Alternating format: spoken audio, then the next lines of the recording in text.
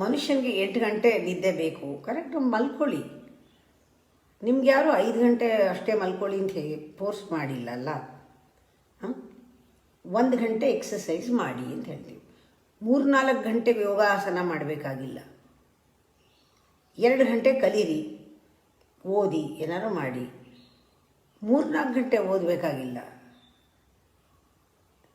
ಒಂದು social media ಅದು ಇದು ನೋಡ್ತೀರಾ, ಟಿ ವಿ ಗಿವಿ ಎಲ್ಲನೂ 1 ಗಂಟೆ ನೋಡಿ. ಹಾಗೆ ಅಂತ 5 ಗಂಟೆ ಟಿ ವಿ ಮುಂದೆ ಕೂತ್ಕೋಬೇಕಾಗಿಲ್ಲ. ಬಹಳ ಕಷ್ಟಪಟ್ಟು ಹಾರ್ಡ್ ವರ್ಕ್, ಡೀಪ್ ವರ್ಕ್ ಅಂತ ಮಾಡ್ತೀರಾ, ಮಾಡಿ. 5 ಅವರ್ಸ್ ಮಾಡಬೇಕು ಆಫೀಸಲ್ಲಿ, 6 ಅವರ್ಸ್ ಮಾಡಬೇಕಾ ಮಾಡಿ. 12 ಗಂಟೆ ಓವರ್ ಟೈಮ್ ಮಾಡೋದು ಬೇಕಿಲ್ಲ. ಇದನ್ನು ಅರ್ಥ ಮಾಡ್ಕೊಳ್ಳಿ. ನಾನು ಮನುಷ್ಯ, ನಾನು ಯಂತ್ರ ಅಲ್ಲ. ನನ್ನ ಮೆದುಳಿಗೆ ರೆಸ್ಟ್ ಬೇಕು.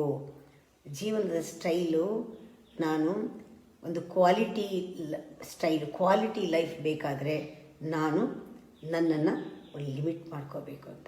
ಕೆಲವರು ಓವರ್ ಮೆಡಿಟೇಷನ್, ಓವರ್ ನಿದ್ರೆ, ಓವರ್ ಈಟಿಂಗ್, ಓವರ್ ಕೆಲಸ, ಓವರ್ ಎಕ್ಸಸೈಸ್, ಓವರ್ ಮಾಡ್ತಾರೆ. ಓವರ್ ಮಾಡಿದಾಗ ಮಾಡಬೇಕಾದ್ದು ಮಾಡಿದ್ದೂ ಮಾಡೋಕ್ಕಾಗಲ್ಲ ಯಾವಾಗಲೂ.